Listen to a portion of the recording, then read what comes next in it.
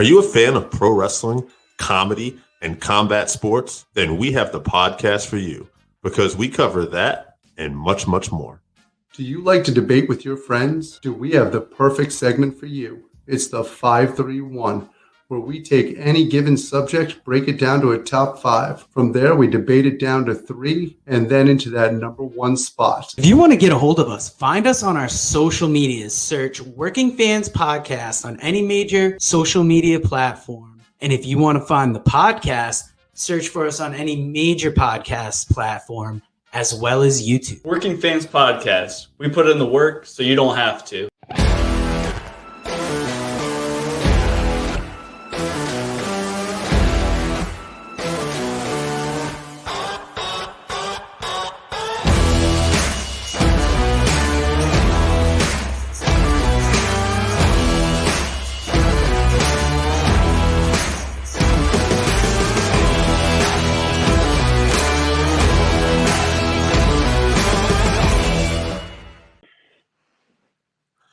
All right, everybody, welcome to the Working Fans Podcast. It is the man they call Dave, and today we are interviewing a booker, a trainer, a pro wrestler, a man who's basically done everything in pro wrestling and done it well. Ladies and gentlemen, the hustler, Rip Rogers. Hey, there's fucking 587 fucking people in my fucking living room. They're applauding, but they're all deaf mutes, so they're doing it in sign language, so they're not making any noise. So I got a standing ovation from all the fucking deaf mutes. Of course, I'll probably get heat for saying something like that. So I'm gonna get heat no matter what. So what the heck, right? That's how we started out. We won't tell everybody what we were talking about before the podcast, yeah. But Rip, it's funny. So I have a lot of people on here, and you interview these guys that are young, and they're like, "Who's your favorite?" And I'm 45 myself, so I'm like, "Who are your favorite wrestlers?" And they're all telling me guys like, the Attitude Era or, even later, like John Cena. But, I'm curious, when the time you broke in, were you a wrestling fan before? And who are the guys that got you in, if so? Well, of course I was a goddamn fucking wrestler. Now I'm starting to cuss again. Of course I was a wrestling fan. I graduated from Seymour High School in 1972 and said, I'm going to go to college, play football, and I'm going to figure some way out to become a championship wrestler. And that's exactly what I did. Because I didn't know anybody. I didn't marry the boss's daughter. I wasn't no thing of I wasn't a giant or a freak like the Big Show or some Olympian or something like that. I was a guy that just an athlete that from basketball crazy Indiana, and my high school had the largest high school gym in the world. Still does.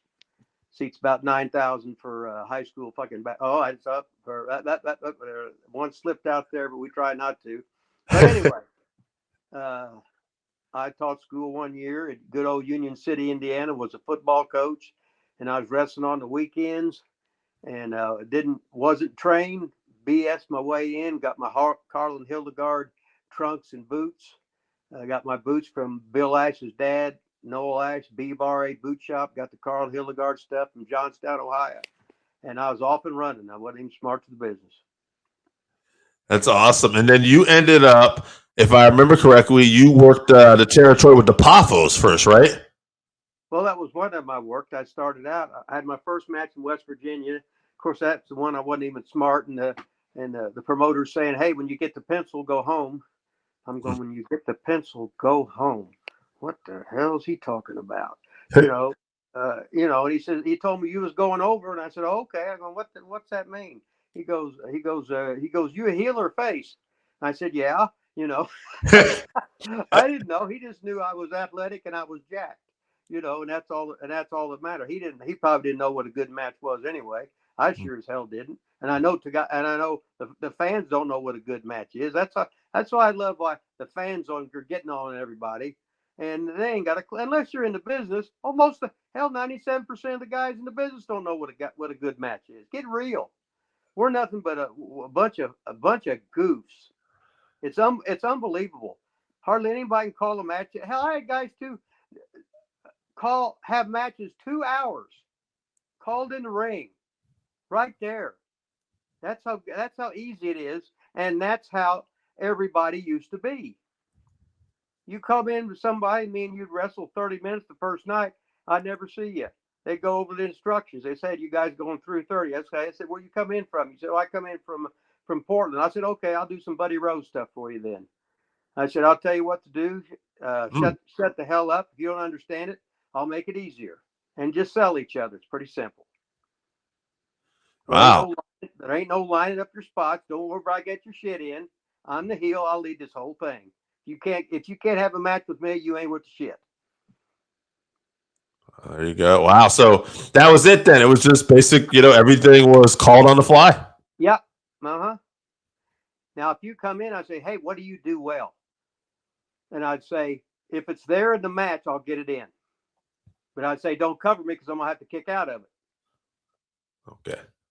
See, all these big move ain't a big move. Let's beat you, is it? Right. Okay. And the more times you kick out, you kill yourself. You can't finish. Hell, Dick the Bruiser, he never covered you unless it was the finish. That's how smart he was. Nobody kicks out on the Bruiser. That's knowing how to work. Don't give a shit about moves. Moves don't mean anything. You go out there and simulate a fight. Two guys want to fight each other and kick each other's ass is what you want to do. You really don't bust a great, but there's a threat. There's a threat to everything. But guys, I mean, there were a few guys, right? That I heard Randy Savage like to go over a lot of his stuff, right? Hey, I learned from Randy Savage. Yep. 4 years we lived together. When they told me, I never seen him script a match in his life. Oh, okay. We rode together every day. Never in my life. When somebody told me he scripted a match with Steamboat, I didn't believe them. And they said, oh, he did. I said, well, he must have changed. Because you got to remember, it was at WrestleMania with Andre and Hogan, the world's most boring thing with all the emotion of a slam, right? Right. So the match before them should have been, and I've never seen 1 second of any WrestleMania in my life because I ain't no Mark buying shit. But anyway.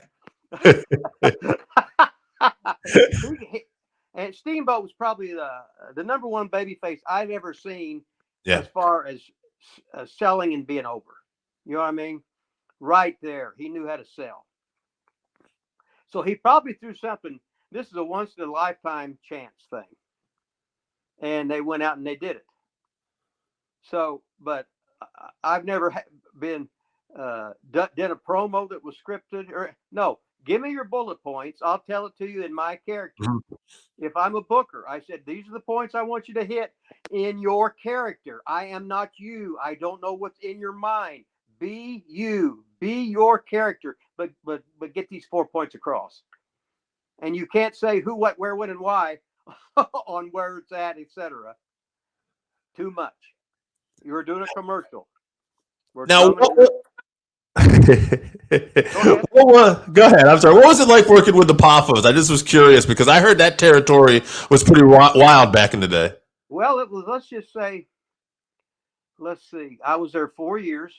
Yep. I made the first 10 tapes we made in Louisville, March 13th, 1979. Channel 41 studio. David Tung was the producer now, or whatever. Blah. We used Dale Mann's Kentucky license. Then we had 10 tapes in the can. We moved to Lexington because it was the biggest place in Kentucky where we was at. And our first TV was Hazard. And it was like 2.5 hours from Hazard. So then we got TV in Lexington. We got TV in Louisville. We got TV in Evansville. We got TV in Memphis. We got 4 of them in Ohio. We got one in Oak Hill, West Virginia, where I had my first match at. And I went and got that TV for us. We had Johnson City TV. At the time, the guys, Garvin, Roop, Orton, Malenko, they all split up from Ron Fuller, and they were all-star wrestlers. So they come in with us to do TV to cut expenses. And then after a while, they folded. But then we had Roop, Orton, and Garvin come in as business partners. So the business partners was the 3 Poppos, me, George Weingroff, and Orton, Randy Orton's dad, Ronnie Garvin, and Bob Roop. And we usually ran every day of the year except Christmas Eve and New Year's Eve. But a lot of times we'd run 2 shows on Saturday, 2 shows on Sunday, and 2 shows on Friday. I remember 2 times we had actually 3 shows on a Saturday. So I was running towns, being a boss, and I was green in the business. Yeah. To come in. So I was in, baby. So how long now? You're already a business owner and a boss. How long have you been in the business at this point? Oh, about a year. Not a year. About a year full time. Yeah. Now Now I'd worked TV for. I'd worked shows for Dick the Bruiser, The Sheik, Bob Geigel, in St. Joe TV and Kansas City TV. The Wrestling at the Chase. I worked against Flair and Murdoch when I was a greenhorn. I had black hair and a black afro. Wasn't worth a shit. And I reminded Murdoch about it. I said, Murdoch, you potatoed me. I thought you broke my jaw. He says, I remember that. You moved. Now this is how many years later, and Murdoch's just laughing. Well, I said, no, what it was, Dickie, I wasn't even trained. I wasn't worth a shit. I probably jumped up and did something, and you just knocked me in the way you should have. But no, I had a black afro. I was jacked. I was teaching school. You name it. I was living the fucking dream. That week, I got one out there. I was coming home from after that. See, I worked for Dick the Bruiser on a Friday night. Drove all night. Me and this guy, Steve Cooper, who was Randy Savage's manager in ICW. Then we worked we worked Kansas City TV. Then we drove up to St. Joe TV. Then we come back to Indiana. On the way back, we stopped in St. Louis and worked the 2 tapes for Sam Muchnick with Wrestling from the Chase. And on the way back, I said, wait a minute, I made twice as much money as I did teaching school. I got my dick sucked by 3 different bitches. Okay. It don't get any better than that. So I went in and told them I wouldn't be coming back next year. This is being I started showing up Monday morning to teach. And then Thursday after school, I go home. I took Fridays off. I said, take my sick days, my personal days, and then just dock me because I'm out of here. That's horrendous. And my brother was a lifer school teacher and coach.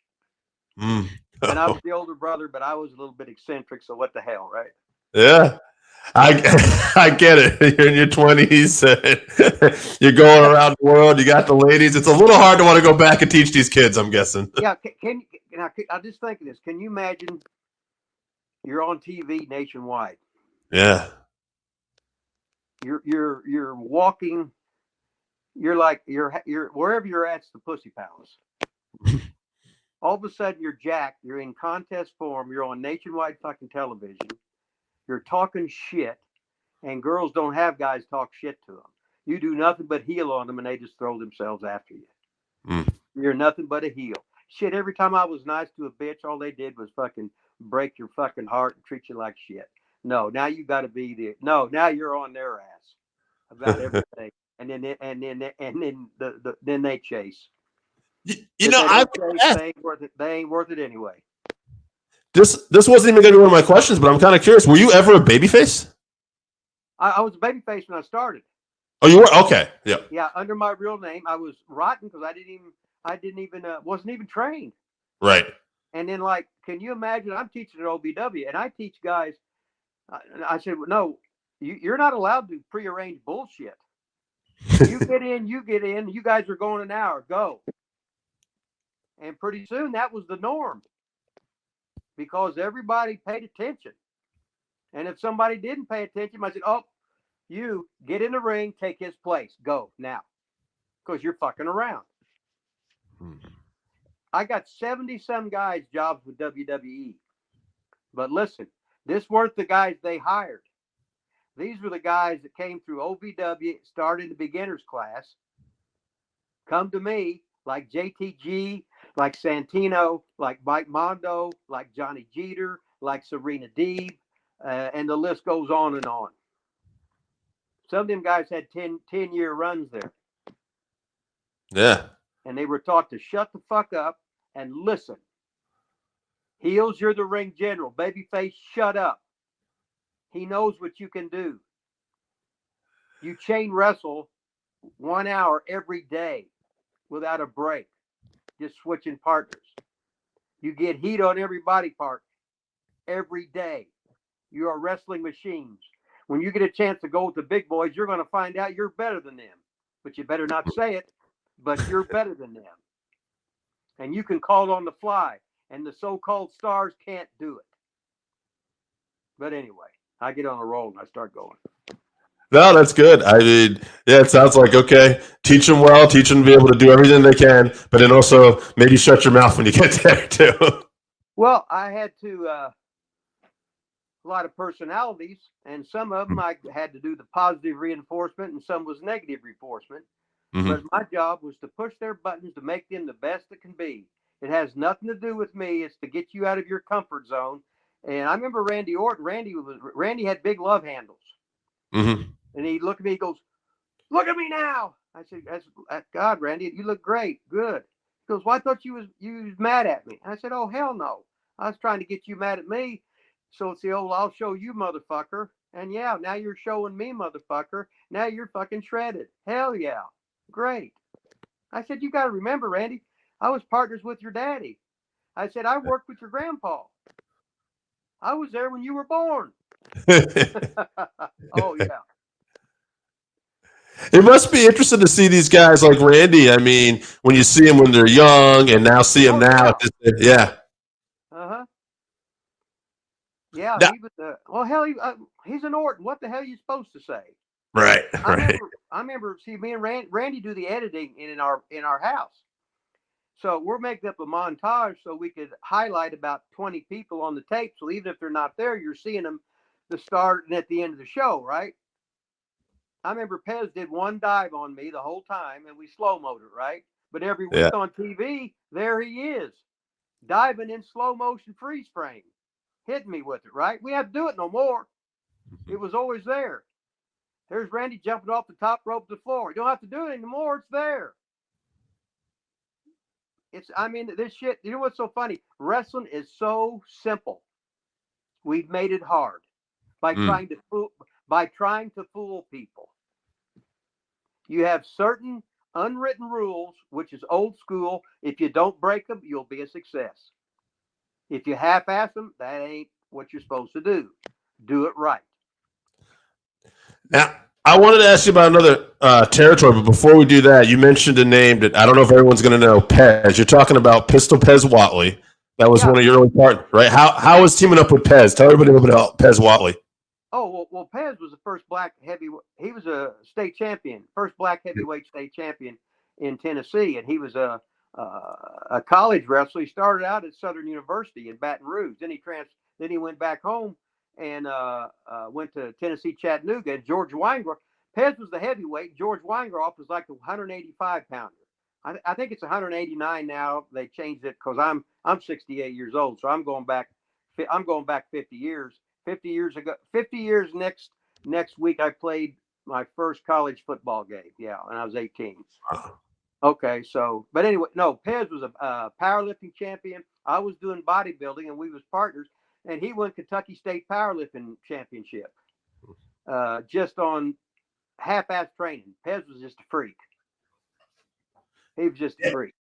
Yeah, Pez was. I always thought I remember him from the Mid Atlantic territory with the Crockett's and underrated personality too. I thought he was pretty good. Oh my God! If you would see him as a baby face and you couldn't imagine him as a heel. But if you saw him as a heel, you could never imagine him as a baby face. That's how good he was. Yeah. Now he was a stiff bastard. Oh hell yeah! But hey, we were against Barnett. We were against Jarrett. We were against Fuller. We were against Geigel. You name it. We was against everybody. We was invading everybody's markets. They had the good stations. We had the shitty ones, and all we did was work harder. Randy would gaff in spot shows. They would beat the shit out of each other, and we had we would not let you outwork us. But if you had the strong TV station and had wrestling in that area for 15, 20 years, you're naturally the incumbents. But we sure as hell made some noise, put it that way. One thing, it seems very common when I talk about to a lot of wrestlers from the past too. There was a lot of legitimate tough guys in that locker room. Well, I tell everybody now. See, I look at wrestlers now, and they look like a bunch of fucking pussies. They're skinny fat. They don't even look like athletes. They should be in ringside. I remember we had I think 104 guys come the first day. We opened up OBW wrestling school, And then Garvin made a guy shit his pants, piss his pants. We thought one guy was going to die. Garvin was sugaring him so much, and that's an old Carney hold that we thought he was going to die. The next week, 4 people showed up.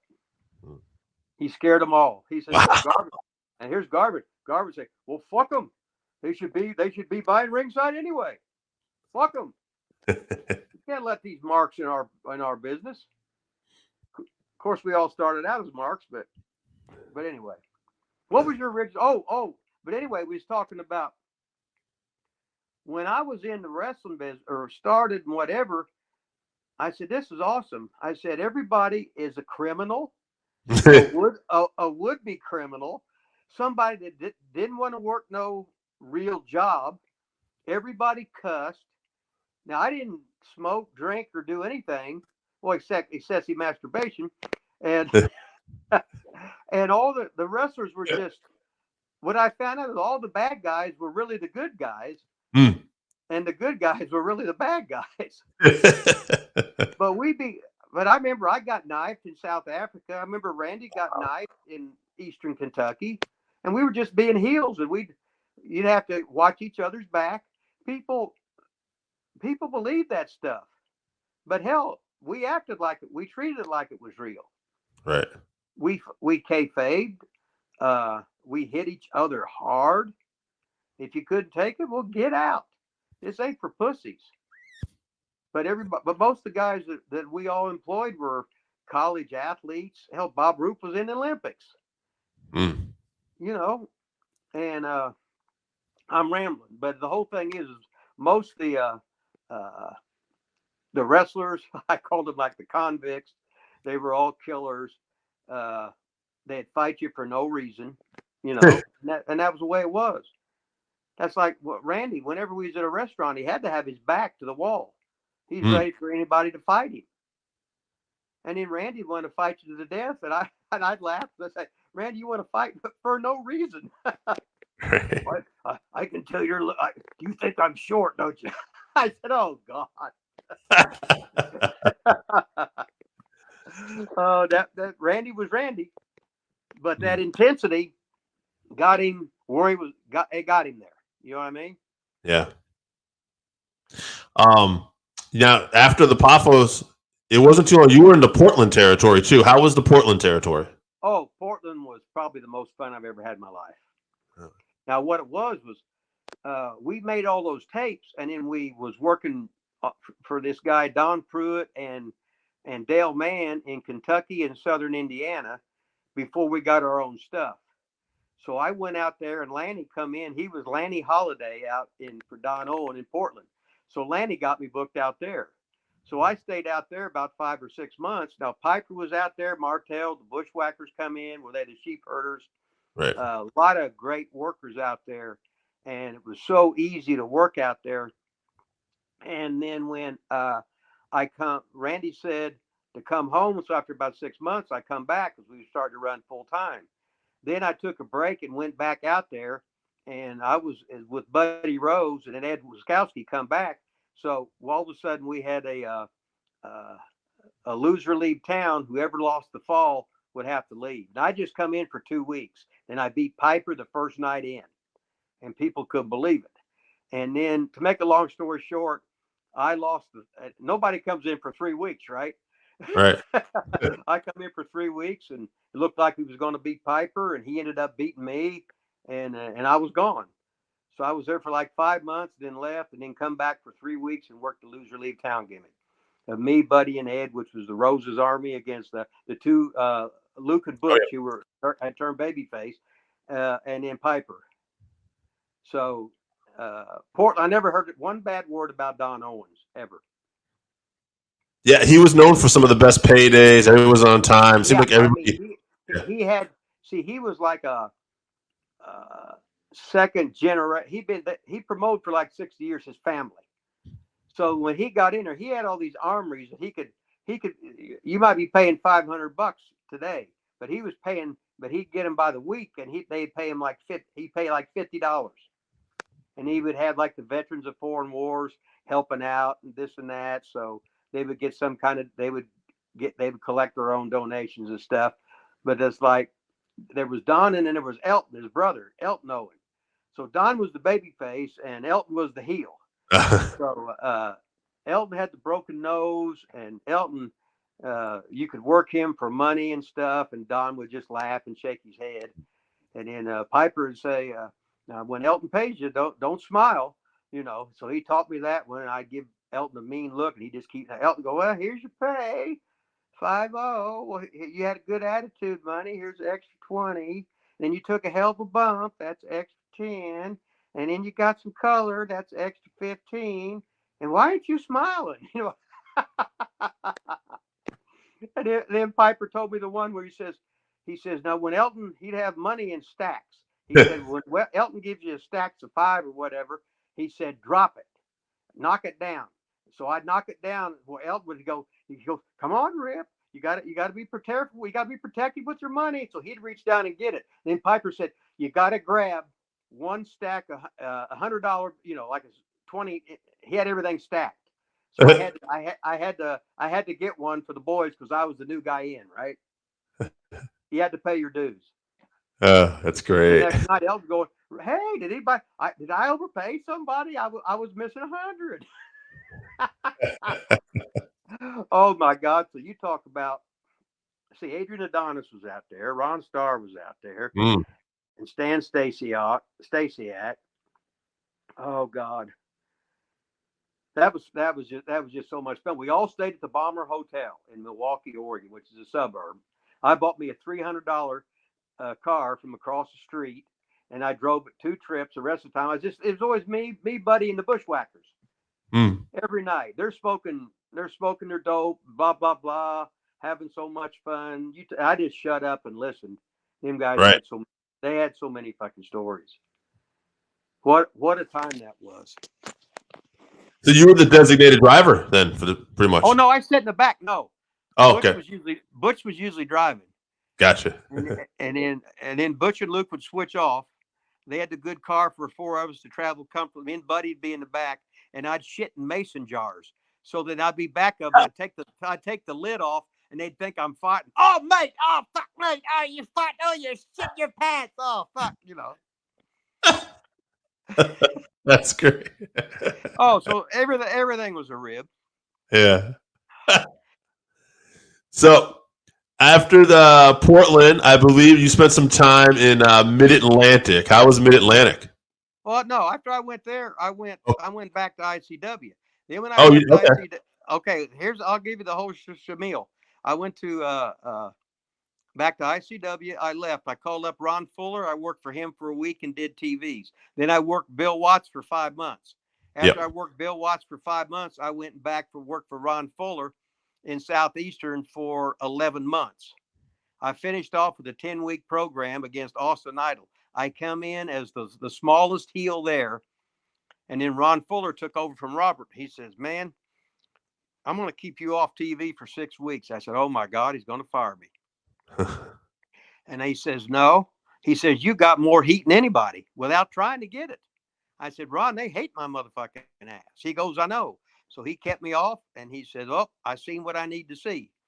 He said, we did an angle with Jacques Rougeau. He says, Rougeau said, Rip's getting fat. He's no longer a junior heavyweight. I said, I am not. Bring them scales out here, and I'll show you. So they had the gimmick scales where I was like 8 pounds over, and they started calling me Fatso. And I was the skinniest guy there, so I'd have my belly sticking out and pull my pants up over my love handles, and instead of later on when I get the fans yelling faggot, they're yelling Fatso, doing nothing, just walking and talking, doing nothing, and everybody's having a good time. But then I went and worked. When I was finishing up, Bob Armstrong had called Oldie.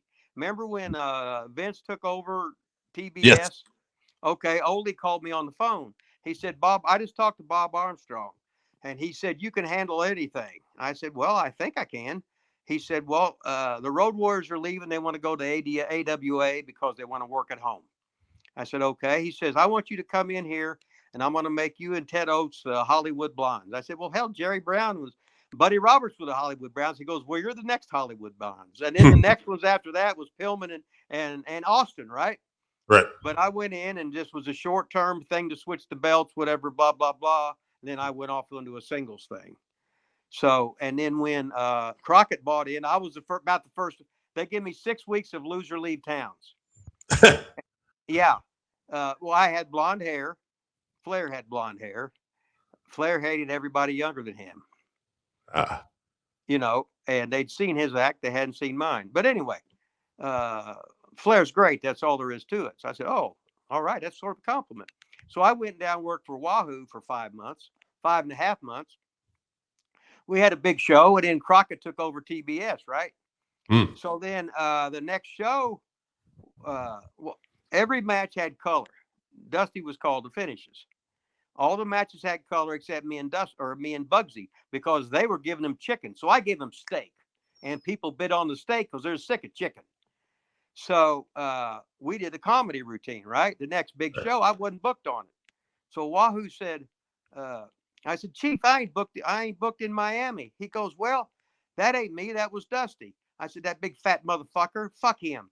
I said, I'm quitting. He goes, what? I said, I'm quitting. I said, I'll be gone in 2 hours. He goes, you can't do that. I said, Chief, you walked out. It was, I think, 9 in a row. You told me you did because they did something that you didn't know. He says, well, I'll pay you. Just don't leave. I said, no, I can't. I've had it. Fuck that. So I just packed my shit up and just fucking left like a dumbass, you know, hothead. Stupid shit you do. Sometimes you got to turn the other fucking cheek, right? Right. But I didn't. So fuck everybody. Yeah. Then I went on to Memphis. Then working for Ron Fuller, I worked against Adrian Street like 182 times out of 186 days or whatever. Which was, I said, once I was done with Adrian, I said, Ron, I'm leaving. He said, what? He says, I said, I can't follow that. You know what I mean? And this is how stupid I was. I was never one guy thinking about money. It was never about the money. It was having time to train, having time to eat right, having the time to see different styles, because every territory was different. And you would take something, and a lot of it was before everybody got cable TV. So you're seeing an angle you did in Portland or Vancouver, and you're doing it for Tampa, you know, or you're doing it different territories. So I ended up, let's see, where are we at? Then I went to Geigels, and he stiffed me on I was there. He stiffed me on a check. So I just left. I went to South Africa. I went to South Africa and I worked for Stu for 4 months, went to Baba's in Japan, then went back to Dupre for 4 months and finished up that year. So 88 and 89, I didn't work in the States because in 89, I was in Puerto Rico. There. And then How in 92, was I did. Puerto Rico? Do what now? How was Puerto Rico with the crowds? I heard a lot of violence in the Puerto Rico crowds. Well, it was after 2 days, you are accustomed to it. Okay. But yeah, it was the wildest, you know. They're throwing shit in the fucking ring. Yeah. Such is life. And then I had the American TV show, so I always talked about the greasy Puerto Ricans. Mm-hmm. But when I was there, I guest posed bodybuilding at the Mr. Puerto Rico. So when I got there, I weighed 232. Then when contest day, I was 197. So you go through once in life, right? Right. And you just have fun and do what you can. And then Puerto Rico, I loved it. It was because it was a different style. I learned to listen to the crowd with the wahs when they would punch you and everything. Mm-hmm. The wah, wah, wah. Now it's time to bump. Now don't get up. Stay down. Now beg. Don't do nothing. Beg. It's a completely different style that worked. And you take it other places and it would work. And everybody else is doing the same old shit. So all you had to do was do old shit, and it was new. But anyway, then I went to England, Austria, Germany, Trinidad, Bahamas, wherever. Then when I was at WCW, I got to I was running developmental towns for Ole. When I was with Geigel, I was booking his towns. When I was with Carlos, I was sitting at home. This was in '89. I took 2 months off, and I was just getting ready to go into Maritimes, because I went into Maritimes. I talked to Rene Dupre today. We was on the phone about an hour. I'm gonna do his podcast again. But let's see, what was we talking about? God damn it! Here now, see, I got the short-term memory thing. Yeah. I was talking Dupre, blah, what the hell? England, Austria, hell, I can't remember what I was talking about. Oh, Ole. Yep. No, Carlos. Carlos called me at home to come in as like a booker, but for him being a booker meant if they want your opinion, they'll ask you for it, but they paid you extra for it. So I made a lot of money there, and you only worked like 4 days a week. So that was fun. So I was busy nightlife. We all stayed at the Tanimau Hotel. I was the last American they let stay at the Tanimau because I always paid them up front.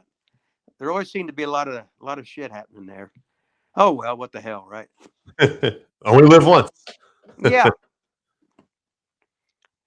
But I worked for Dupre in 78, 88, 90, and the last time I was there, 97. Bad News traveled with me every day, and then Edge and Christian started there that year because the sensational and intelligent Mass Thunderbolt, Ron, God,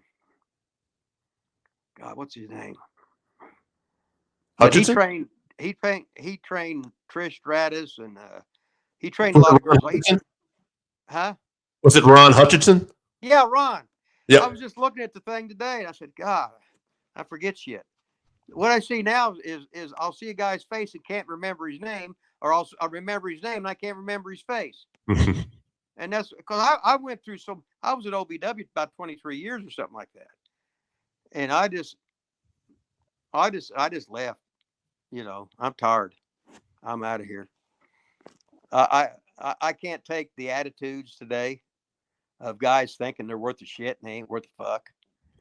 When I started, I knew I wasn't worth a shit. And I knew every 5 years you'd have a little different concept on how the business is. And when everybody learned how to call it in the ring, and now none of them guys know how. That's like when we'd do promos. Hell, them guys memorize a promo now. But hell, I might have to do 12 promos for 12 markets. So Randy might say, okay, Tuesday night Texas Death Match in Louisville against Pez. Go, boom. After that, you're doing Evansville TV. Well, we're Thursday at Owensboro at the Sports Center. You got Garvin in a street fight. Okay, ready, go, boom. You just go over these markets, right? And you just blew them because you knew how to do it. You talk promos in the car. You talk angles in the car. You was always with guys older than you, and you switched around so you got a different point of view. Then you took some of the stuff you liked and some of the stuff you didn't understand. And usually everybody, what they was doing, they were great at execution, but when they were verbalizing it to you, I couldn't quite get it. But you had to learn to be good in this shit. You got to learn to fail. You got to fail at everything. You fail, and you eventually figure it out. Then you go to the next problem. You fail, and pretty soon you got all the old school ideas down, and all you got to do is do it, and it works. That's like, you know who Serena is? Oh yeah. Okay. Well, I trained Serena for years, and then she got a job with WWE. Then she was Performance Center, and then she quit that because she wanted to go back to wrestling again. Now she does nothing but old school wrestling, and she sticks out because nobody else. Excuse me. They know how to wrestle, but they don't know how to work. Right. They break all the rules of covering people, of doing stuff just to do it. I remember in ICW, nobody was allowed to put a shoulder up except Garvin. Everybody else did kickouts. And if you got a 2 count and you got that shoulder up one time, the whole place would come unglued. Then you didn't do it no more. But it was all different psychology. And all the guys, no matter where you went to, they understood it. It might be a little different terminology, but it's the same thing. And once you mastered that, it was simple. You could go in. I remember one week in the Maritimes, I worked an hour Broadway with a different guy, or took it past 57 and made it look like a Broadway, and didn't do that. But it gave all the baby faces confidence. You know what I mean? And everybody looked like a champion. But it's just so much fun being a heel. That's all there was. I hated being a baby face. God, I hated it. You're right, though. Whatever the question was. Hey, first of all, I want to plug my podcast on YouTube. Yeah, go ahead. My podcast on YouTube, Wrestling with Rip Rogers. Subscribe. You hear me? Subscribe. Wrestling with Rip Rogers on YouTube. And then you can listen, and then you can look at my stuff on Twitter, even though everything I put up, they put a warning on it. You know, they'll probably have a warning if they had a picture of me on here with you. Well, you haven't been convicted of anything sexual. It's just right now. It's just it's alleged, so it's okay. All mine are alleged too. So what the hell? But Hustler 2754. You can follow me on Twitter, Hustler 2754, and then you can buy my book on Amazon, Wrestling with Rip Rogers, on sale right now at Amazon. So I got all my plugs in. Before I forget, you got to be on here, and I'd forget everything. I was gonna throw that to the end, but that's all right.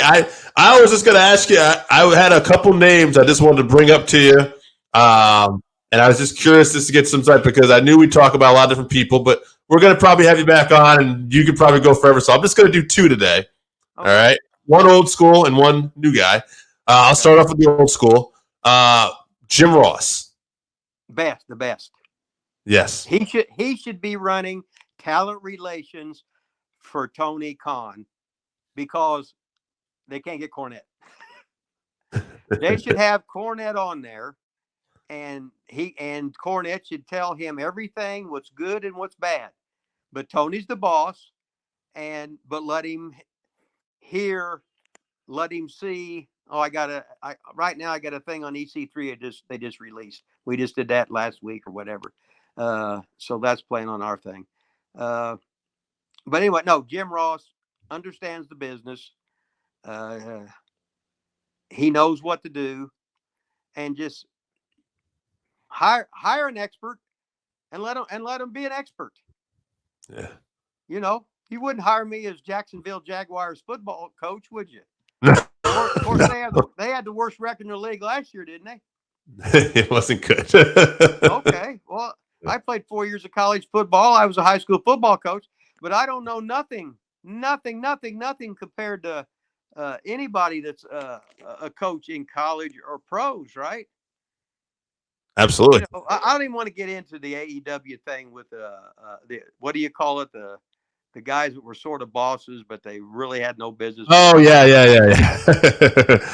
With Bucks and Punk and everything at the media.